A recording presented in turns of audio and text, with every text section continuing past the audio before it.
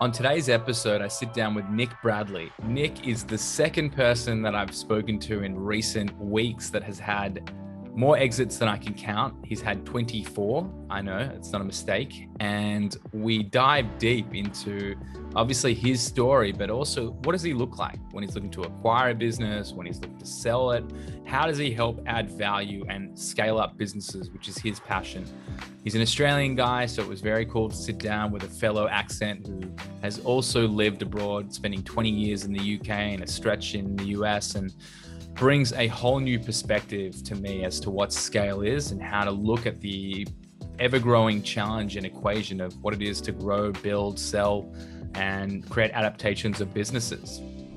Hi, and welcome to Successful Scales, the show where I interview now successful professionals about their journey and try and garner insights onto any tips that can be applied to your business at home. Whether it's financial freedom or the exit of your company, wherever your journey may take you, the idea here is to simply learn from those who have done it before. I hope you enjoy and you get some value out of this. Buckle up and enjoy the episode.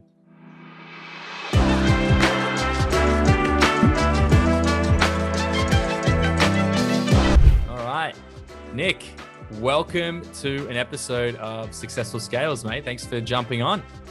Another Australian. Here we go. How are you going, Yoni? Nice to be here, mate. Thanks for. See, I told you when we start talking, I'll start sounding more Australian, even though I haven't been there for like 20 years. But yeah, love it. Great to be here. It's just how it happens all the time, and I miss it at times. You know, I'm told I have a weird accent after living in the States and then here, and my fiance is actually from Leeds, so now it's all in the wash. Oh my God. That's a colourful accent in its own right. I'm based right now 2 hours north of London. So I live in a place, it's actually near Peterborough. So it's not too far from Leeds, about an hour south of that. And I've lived here since 2003. And I've lived in the US for a period of time as well. And people kind of get my accent wrong all the time. They say, are you South African? Are you whatever? And I kind of just go, I don't know anymore. I just travel around. You know, it's the classic one, isn't it? It's always South Africa. I don't know how it translates to South African, but I think when you live all around, it just becomes a South African accent. I think so. Well, it's quite a cool accent too, you know, depending on where you are in South Africa. But yeah, I think it is. It's the hybrid, right? The hybrid of all those different, you know, experiences. Absolutely. Well, it is absolutely great to hear another Australian accent here. And I even hear it in myself now that the way I'm enunciating my words is shifting. So told you, it catches. There we are. So on that, mate, I'd love to, there's the mate as well. On that, I'd love for everyone listening at home. I mean, I've been super impressed. You know, I saw what you were up to on Clubhouse and then did a bit of digging and, you know, super excited to just have you on. So for those who don't know who you are, I'd love you to give the back of your baseball card and talk a little bit about your experience. Try and keep it brief. It's a myriad of things, right? And there's kind of what I call transitions and transformations all the way through. Because we're from Australia, I'll kick off with that. So I grew up in Adelaide, of all places. You may know this, but a lot of people won't. It's famous for three things. It's famous for churches. It's called the City of Churches. It's got a stupid amount of churches, right? Regardless of what your faith is. It's got massive sharks. It's apparently, this is true, that when Jaws was filmed, they did film some of the open water scenes in South Australian waters. And then the final thing, right, is serial killers. Like we have more. This is true, right? I know people laugh at this. There was a point when I was like 14 years of age, 15, where like all these young boys were getting taken away by this cult group called the Family. It's definitely worth a Google if you're into the macabre. And you know, if that wasn't reason enough to leave Adelaide, because not much happens there, I decided to go from Adelaide to Sydney, and I ended up spending a number of years working for Rupert Murdoch in the media game, which was good fun, and rose up the ranks in marketing and those sort of things, working on some really big magazine brands. I worked on Men's Health and Marie Claire, to name a couple of them. And there's another brand called Better Homes and Gardens in Australia, which is huge, and I was part of that. And then I got the opportunity to go from there to the UK because I was working for a company called EMAP. It doesn't exist anymore, but it stands for East Midlands Allied Press. And it was the second biggest consumer publishing group in the UK. And they had a subsidiary office in Sydney. And I ended up working there and getting transferred. And they had magazines like FHM, For Him magazine. They had all these kind of sports, golf, cars, all sorts of crazy, different types of media. And I, again, rose up the ranks and I headed up a couple of divisions for that company. And we sold that company to private equity in 2008, broke it up. And then I went to Getty Images. And that was my sort of real foray into what I call M&A, which is what I specialize in now. And I did a number of years there doing heaps of acquisitions and scale ups within that company, all through the transition of media. And from there, I kind of just got into the world of private equity more formally, working for a number of the firms around the world, mainly UK and US, as the turnaround guy, the guy that would go into failing portfolio companies or companies that we would call underwater. And I would then be the guy that would go in there and fix them up. But I wasn't the spreadsheet jockey. I wasn't the finance guy. I was the operator, and I would go in there and make the tough decisions. And I just had a reputation for turnaround and scale up. And around 3 or 4 years ago now, after having a number of exits, I've had 24 exits in total that I've been involved in that sort of decade of private equity. I decided to go out there and do that more for myself. Started my own podcast, Scale Up Your Business. And now I've got 7 companies and I work across the world on all things around buying businesses, scaling businesses, and exiting businesses. What a colorful and exciting past. You started talking about the serial killers, and I don't know how it happened, but I've fallen into that trap of like everything. So like I'm thinking there was the Saturn Man that was in Adelaide, and there's all these like crazy serial. Oh my God! Like there's movies about this stuff. There was the bodies in the barrel murder, which is like just in its own right. There's a movie about that, but yeah, I left. I forgot one part of the story was I did actually start a business at 18 and I sold it at 21. It wasn't the most successful business. It's actually on the back of my Clubhouse thing where I sold that for 3,000 Australian dollars, which I joke is probably not even a Starbucks coffee somewhere. And not that here wasn't in Tel Aviv. No, well, somewhere it probably is, probably Dubai. But the point of that was that as much as I have started a few businesses, I realized quite early on in my career that I wasn't a startup guy, and there was a different mindset and skill set around startup. I was very much a scale-up guy, and I sort of like a duck to water. I took to that part of the entrepreneurial journey, and that's where I found my zone of genius, if that's a grand way of saying, my happy place. Yeah, no, that's I mean, that's what we're all searching for, is to find that spot where it's your unique ability that you are really in your comfort zone and you're happy and you're pushing it at that level. So yeah, I think that's beautifully put. So man, I've sat here writing down a ton of questions, and there's the mate again. I see the chat. Right, we can do mate the whole time. It's going to piss everyone off, but you know what? Doesn't matter. Us proud Australians out there in the world doing our thing. Let's do it. Exactly. Let's go for it. So you made a really interesting point there, and I think that there is a lot of this. I would almost call like not. There's a lot of like excitement. Probably not the best terminology for it, but there's this sort of mystique, this consideration. Everyone's excited about a startup, about building a startup. I'm the founder of a startup, and you made a very distinct point there where you said that you're not the startup guy, you're the scale up guy. And I'd love to sort of see how you break down what your definition of like the startup phase versus the scale up phase, because, as someone trying to go through this journey as well as to, well, what am I passionate about? What's my driving force? I think that not many people think about the scale up game. They think mostly about that startup game. So I'd love to sort of see how you define it and what that means. Yeah. Okay. Well, let me kick that off by saying that my personal belief, right, which I don't necessarily say needs to be everybody's, is that everything is about your identity, right? Everything is about the perception you have.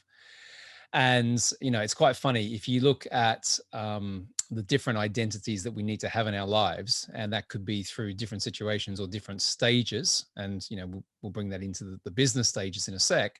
Then how you think about yourself, how you lead yourself, the values, the standards you have, all of those different things ultimately define how successful you are. And quite often, people who fail at something or don't get the outcome is probably a better way of saying that. It's usually because, they've done something to sabotage that. They haven't been resourceful enough. They haven't invested in themselves in the right way. They haven't, built a good enough network.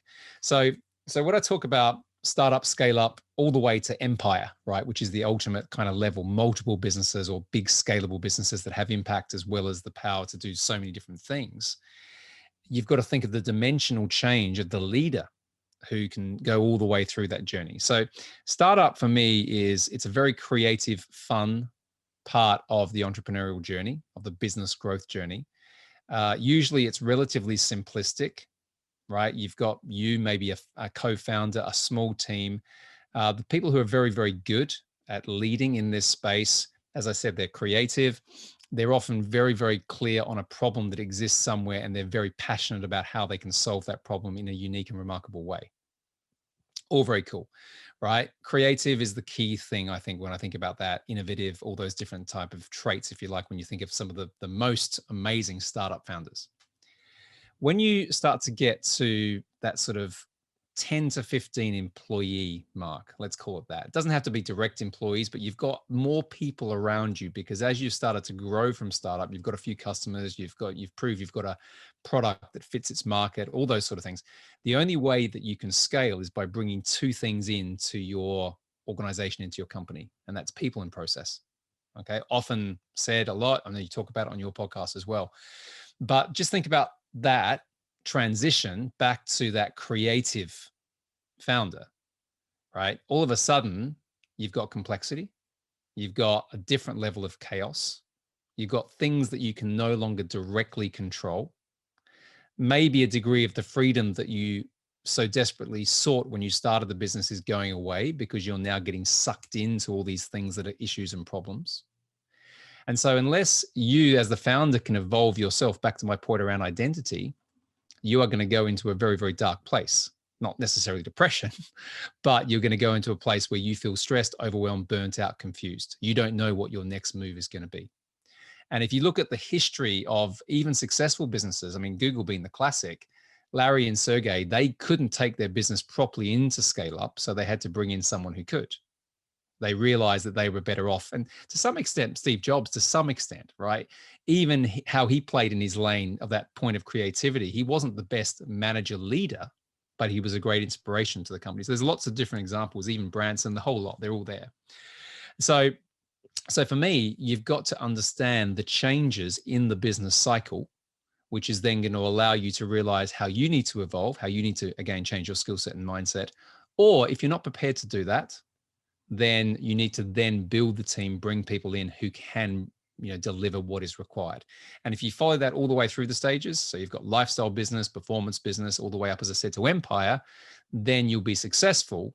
But you have to be, I suppose, confident enough, aware enough that that's what the journey is going to be like. And to finish my point, I often say that the whole entrepreneurial journey is like a roller coaster, right? You have the highs, the lows, and sometimes you have a good day and a bad day, and it can be the same day. And unless you're prepared for that, then you're going to struggle quite a lot from the outset.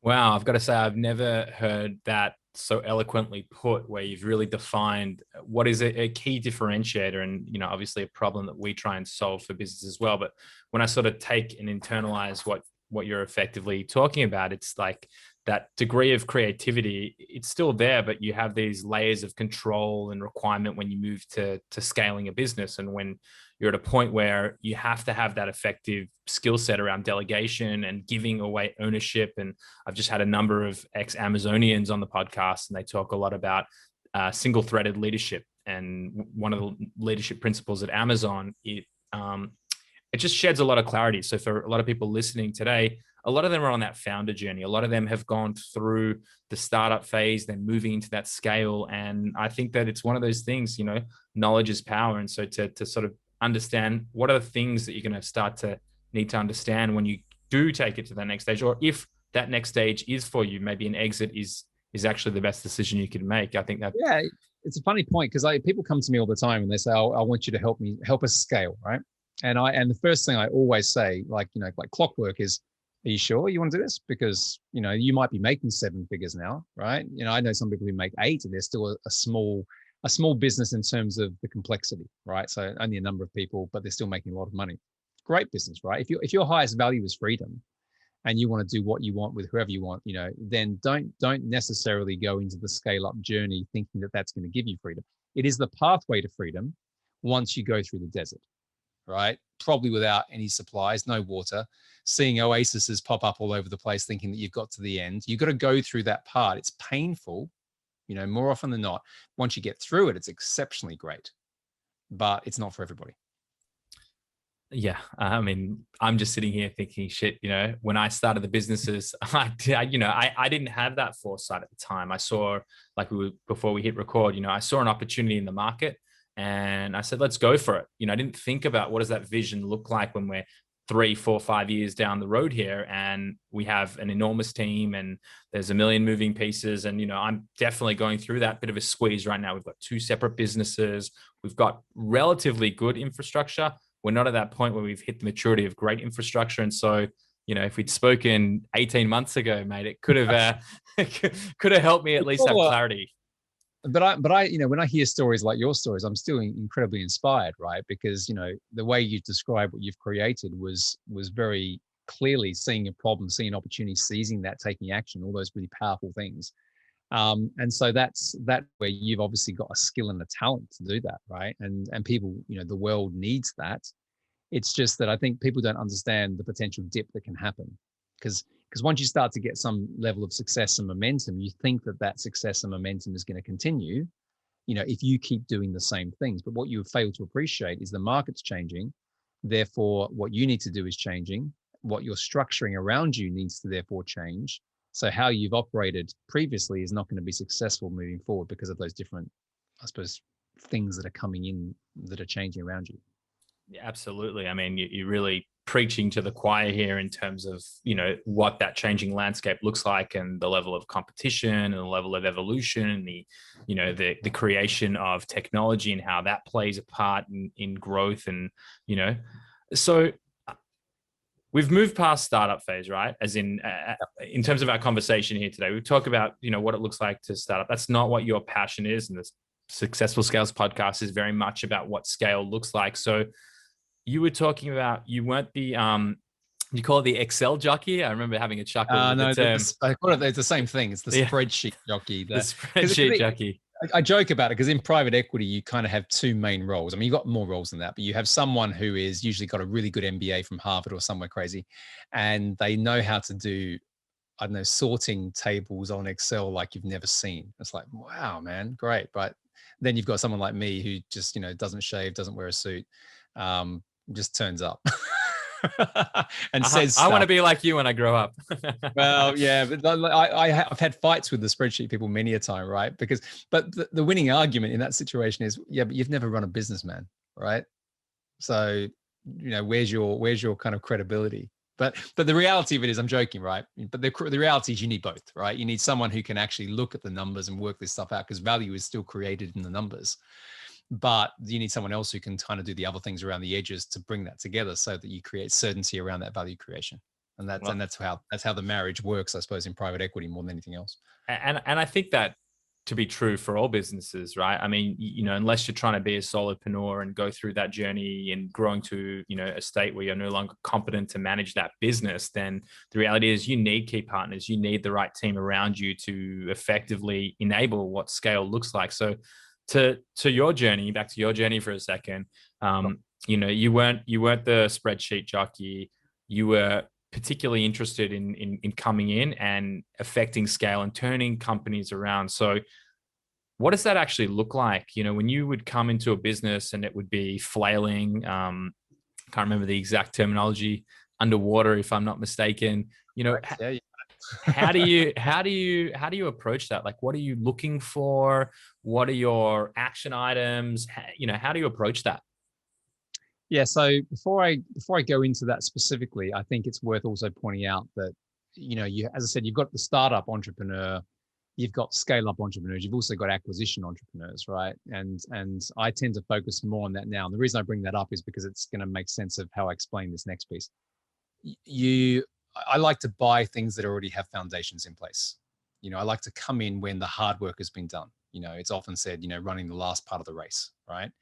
So for me, I don't have to go and create a product. I don't have to find a market. I don't have to build a system or whatever. So I can optimize what's already there.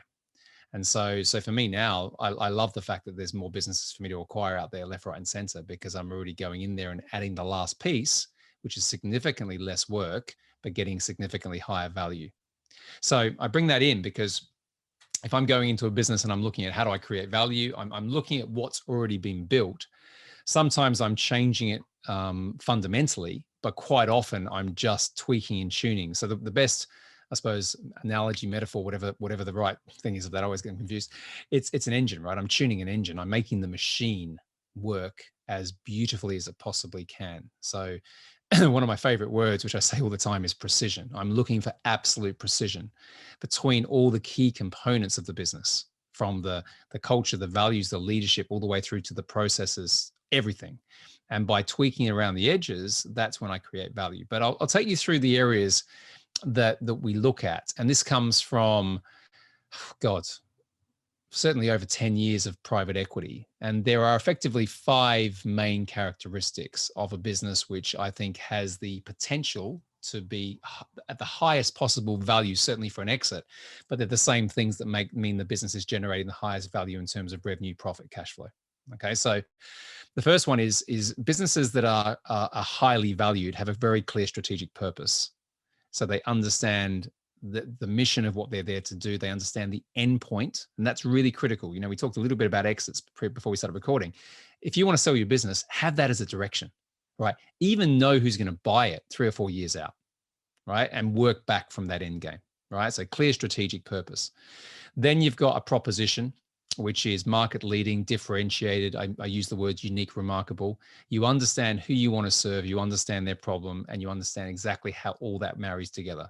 So that's sometimes called having a unique mechanism or a marketing mechanism, but it's a broader concept of what you're trying to do, right? Everything flows from that. So if you've got great sales and marketing, I guarantee it starts with having a very, very strong value proposition. Okay. And then if you go through, the third area is people. So not just, people who look great on paper. You've got to have the shared values, the shared standards. All those things are super critical. I quite often, when I go into businesses, one of the things I look at is their hiring practice. So how do you hire someone? And how structured is that process? And how often do you put people through various stages which align to your values? And quite often, a lot of businesses that are struggling don't do that. Don't do it to a level of rigor. Then process. There's only really 4 core processes in any business. It's how you build awareness. So how you get someone to know who you are, how you convert them once they become interested as a prospect, how you fulfill whatever your service is. It doesn't matter if it's a product-based business or a service-based business. And then the economic system, how you make cash, how you make money, and understanding that. Again, lots of businesses have one of those systems in place or 2 of them working well. They might have elements of all, but they don't join them together. They don't understand the handoffs. And so a lot of that piece, I know that probably comes into your world, is exactly what I look at. I look at kind of how clear and precise is it? How driven by numbers and data is it as well? And then the last piece is what I call a bias towards performance. So that means that they understand the key levers and drivers of performance based on whatever the outcomes are they're trying to achieve. So if that's a revenue build, a profit build, it could be other types of metrics, but they understand the importance of running a business through the data, so that then you've got the proposition, the people, the process all lined up with things that you can either change or not, depending on what results you're getting. So those kind of 5 characteristics sit under a layer which I call growth precision. So people get confused by this. They say, "Oh, I want to grow and scale," and I say, "Well, do you know what the difference is?" No. What is it? Okay, well, growth, anyone can grow, right? So you can have a business, it could grow for 2 months, 3 months, and you high five, we go, "Yeah, man, you're growing. Isn't that awesome?" And then it stops. And I go, "Do you know why it stopped?" And you go, "I got no idea." Okay, well, that's not precise. Growth precision is the definition of scale, because the machine is so well built that you know exactly what to turn to drive your growth. And that's what people should be aiming for, the concept of growth precision. So that's the areas that I look at when I go into a company.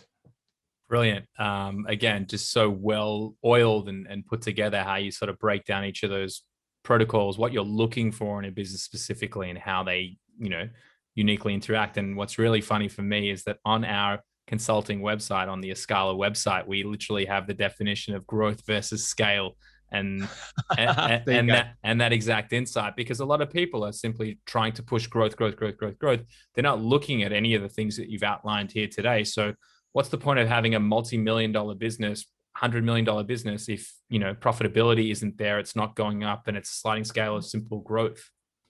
And it's my mentors to some extent who have helped me with this to understand it. So like Jay Abraham, like one of my mentors, the thing that makes Jay Abraham one of the most successful business consultants coaches in the world, right? Tony Robbins coach, right? Is because he focuses on granularity. It's his favorite word, right? So if you go into it, he goes layers deep into things that most people don't realize they have to go into. Now, of course, you can get confused if you go too deep, but you have to be able to go down and see what's going on and then go up to the 30,000 foot view. And the best founders in the scale up phase, in my opinion, are the ones who can do those things with as little effort as possible. Now, you can learn to do that as well, but you have to understand that the job is both of those things. It's up here and it's also down there. And the dimensionality between that is the key difference between being successful or not.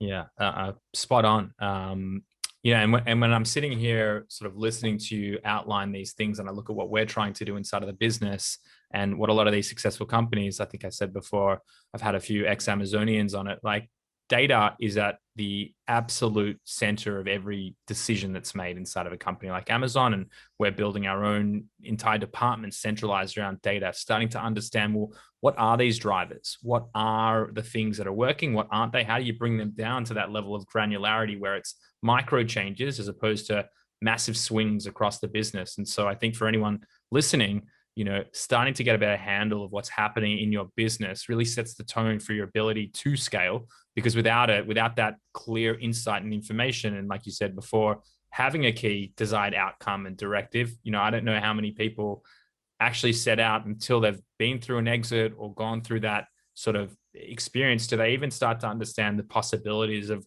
well, there's a million different ways I can do it. Like, I would say as well, when you talked about, I can't remember the exact terminology, but effectively like a lifestyle and a cash flow business and one that's built for exit and all the different variants, like having that level of purpose and decision-making stepping into the business is going to set you up for success in whatever that looks like. So yeah, fascinating to hear. So you talked a little bit about mentors, and I'm someone who I've got maybe 1-2 semi-mentors at the moment. I'm always in search for the right person who's going to be able to sort of, up my game and challenge me and question everything that's going on. And I've got a great team around me, but you want that outsider's perspective. Just curious, like how valuable have you found mentors in your life? How have you approached finding the right mentors? Like what's your journey look like in that journey? Yeah, it's funny. I was considering this question quite recently, actually, because if I answer it really honestly, I've had mentors all the way through, but I didn't realize they were mentors. They were people that inspired me in different ways. And if I think back, I made really interesting decisions, sometimes turning point decisions based on their influence. So someone asked me the other day, who's been the most powerful mentor for you? And it's not, and I'll give you a kind of an answer which seems obvious, but it's not. But it's actually my grandfather. Now, a lot of people say, oh yeah, it's their dad or whatever. But my grandfather was the first Australian to run a marathon after having open heart surgery back in 1984. Because I was there. I was 10 years old. In fact, behind me, I've got a picture of him running across the line. It was the Festival City Marathon in Adelaide. There you go. Wow. And yeah, I mean, massive, right? And I've run 67 marathons and 24 ultra marathons, right? And a lot of the inspiration of that stuff has come from that event when I was 10. And that grit and resilience, when I think about the boardroom negotiations, I said before about those exits and all those things I've done, and I've done 117 acquisitions as well. I've been involved in the teams that have done that, have come from that grit and resilience. So that's a mentor to me. Okay. And then I've got other ones all the way through school, people who saw something in me at a point in time in my life where I didn't see it. So that's in itself really interesting. And now it's a little bit more formal in terms of I pay people to mentor me. I've got 2 mentors now and I've got a coach. Some people say, why have you got so many? Because I've got different goals where I want different insights. And back to my favorite word, precision, I want precise advice, steering, if you like, on things that I want to achieve that others have done a few steps ahead. Right. So for me, I'm trying to build out an empire of enterprise value of 100 million in the next 3 years, based on a vision that I set back 6 years ago, a 20-year vision when I was 40, and I'm executing to that vision. So I need people who are going to come in and come out from a mentor perspective that are going to give me different insights as I'm on that journey. And the thing I'll say for people listening here is, oh, wow, 20-year vision, what an idiot. How do you do that? Well, I don't expect that I'm going to have a clear path to that outcome, right? I don't expect it's going to be, there we go, just going to walk on this road for 20 years and there is this thing here.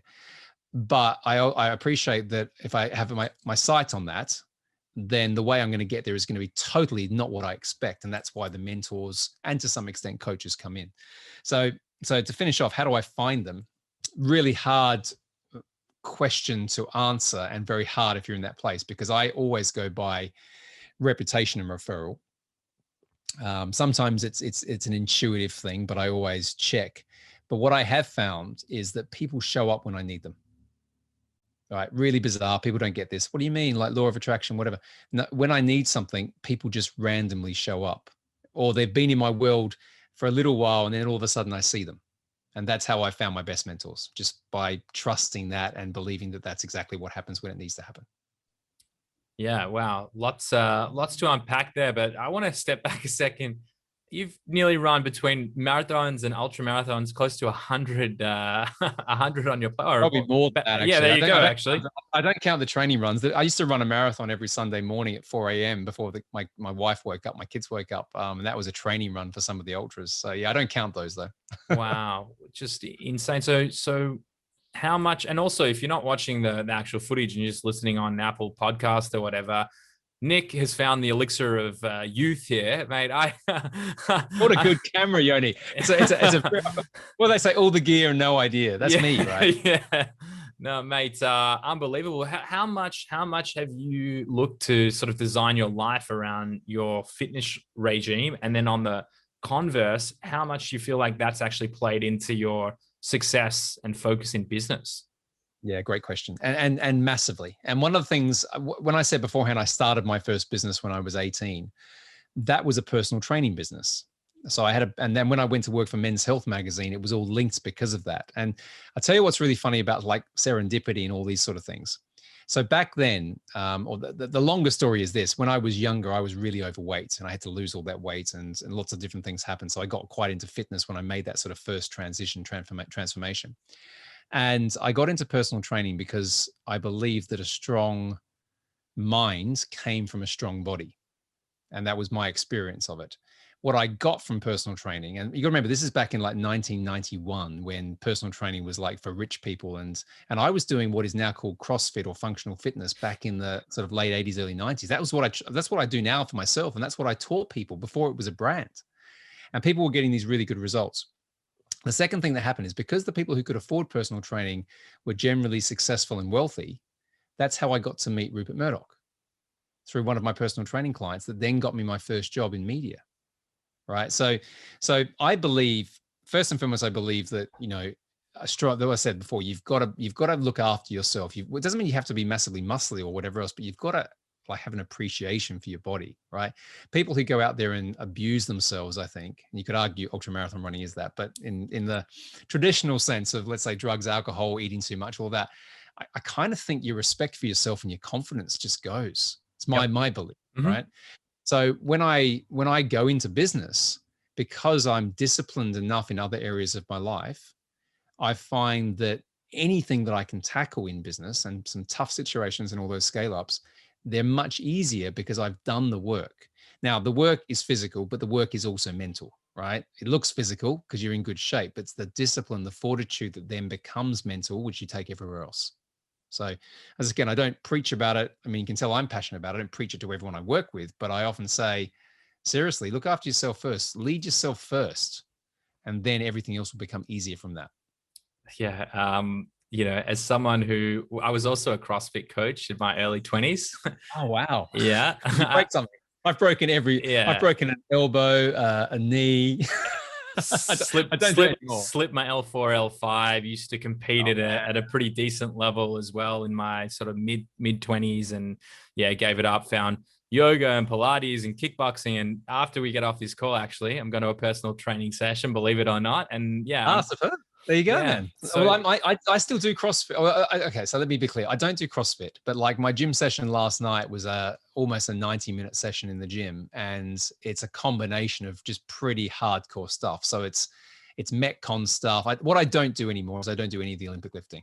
So I'll use kettlebells, I'll use all those sort of things, but I won't go in there and try and do some RX crazy number. because I don't need to, right? But I'll still do the basic principles of deadlifts and squats and things like that. But I just do it in a more hit, I suppose, way, Mm-hmm. high intensity interval training way. So yeah, that's my thing. And that's, maybe makes me look a bit younger than most. Mate, it makes you look a lot younger than most. It's good. I'm learning here, and that's the whole point of it. Is that the things that I'm doing that make me feel whole and create that discipline, and Yep. I think the same as you. I actually this you'll appreciate. You'll be one of the few who can appreciate this. So I was playing Australian rules football for the Israeli national team in the European Oh, Cup. wow. Yeah, a couple of years ago. So that was at 32. I tore my ACL playing footy. I was too old to be playing. Let's be honest. It Yeah, wasn't. that sport's changed too. I mean, whenever I go back to Australia and I go and watch a game, it's nothing. I played a little bit at school, but I mainly did basketball and some other things. But you see the athleticism of these guys now, and it does feel like a young person's sport. Yeah, yeah. Yeah, Well, young, and young, I mean like 20s, like 30s is kind of like, oh man, really, like listen, I mean, I paid the price, but what that ended up happening is I actually found a routine now that works for me. So I hated swimming growing up. Just, I could swim. You're Australian, you have to learn how to swim. It's national pride almost. And so now I do 2-3 days a week, and I do distance swimming, and I do 3 days a week of, again, no more RX shit. But I'm doing lifting, static lifting work and conditioning. And I feel better than I did when I was CrossFitting without the niggles, the aches, the injuries. And I'm fitter than I am. I'm stronger than I am. And, I'm a fair bit older too. So, it's finding that balance of what's going to work for you and building that longevity. There is, I don't know, there's some diehard CrossFitters might argue that it's the best form of training, but I just don't know how that's sustainable into your, 30s, 40s, 50s. There are elements of it, I think, that are very good, right? And there are elements of the concept of it that's good. But I actually think it's probably more under the banner of functional fitness versus CrossFit, because even the yoga side of things and the stretching, all of those things help. But to bring it back to business for a sec, I just think you've got to have these things that you love doing, right? So there's the balance of then stepping away from anything business. But if you put yourself under some hard stuff, whatever that hard stuff is, it also strengthens your resolve for anything else that's going to come up. Because business is a sport, right? Ultimately, it's a sport. It's not an easy one. It's competitive, and you've got to be on top of your game to be successful. And I used to drink quite a lot. I still have a glass of wine and stuff. I don't drink much anymore. I mean, a lot of my friends don't drink at all because it doesn't mix with entrepreneurship. And you've just got to get up every day and be on it. And, that's just what it is. That's what you're signing up for if you want to get to, that ultimate success, whatever that is for you. You couldn't agree more. I mean, the notion of having to wake up feeling like shit the next day, having to deal with, whatever might crop up is just, that's anxiety. That's literally anxiety in the bottle right there. I have, yeah, exactly.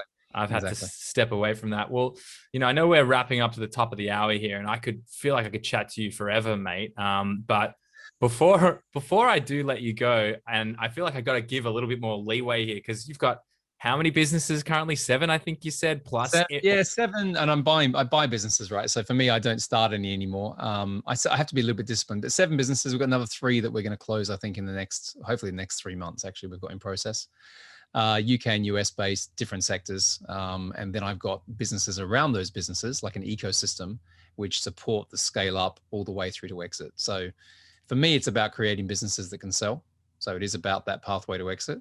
It's not about the cash flow per se in the short term. And that's what I'm still growing that out, but that's where my focus has been for the last couple of years. So on that, if anyone wanted to get in touch, maybe sell their business to you, or I'd love you also to give your podcast a plug. I've actually found a lot of value in not just your podcast, but looking at a lot of your LinkedIn content, highly valuable stuff. So just love you to sort of share with anyone who might be looking to get in touch and understand a bit more. Yeah, sure. Yeah. So Scale Up Your Business is my podcast. It's been going for 2 years now. I'm very grateful. It was number 1 in the UK business charts and number 17 in the US. It's just done 300,000 downloads, and I've had some amazing guests on there as well. And interestingly, I've managed to break into some circles there where I've got some amazing, like top people coming on very soon. So the whole thing's been a really massive journey. But the thing about that, just to sort of say, is that everything that I cover in terms of what I teach and what I consult on and all that stuff now is in the podcast. Everything. I don't hold anything back. And I think that's been one of the reasons why it has been useful and successful. So if anyone has any challenges right now, you'll probably find an episode that I've covered. And if it's not there, I do say reach out to me and tell me, because I'll try and do one. So people can get me on Instagram. It's at Nick C. Bradley. LinkedIn, I'm on there. Our website is suyb.global. That's scaleupyourbusiness.global. And we do everything from teaching people how to buy businesses, so acquisition entrepreneurship, all the way through to scale up consultancy. And then we work with a limited number, because we don't broker businesses for sale, but we do work with people on that last stage to exit, the last 18 months, building value. So we do that as well. But yeah, I love it. Yeah, good fun. It's, as I said, it's my calling in life, my life's work as well. So yeah, a lot of fun in the whole journey of that. Well, Nick, I mean, firstly, thank you so much for taking the time out and sitting with me today. I've found it immensely valuable, and I'm sure those listening at home are going to get, the same level, if not more, out of it. So yeah, I just want to say thank you so much for your time. Yeah, listen, man, we didn't. I don't think I said mate at all. Did I say mate once? You know what? I'll listen to it back and I'll call you out hopefully on it. I probably did. Well, I do think I've gone more Australian since I've been speaking to you. But yeah, listen, mate, awesome questions, great conversation. Congratulations on what you've been building as well. And it's been a delight being on the show today. Thanks a lot, mate.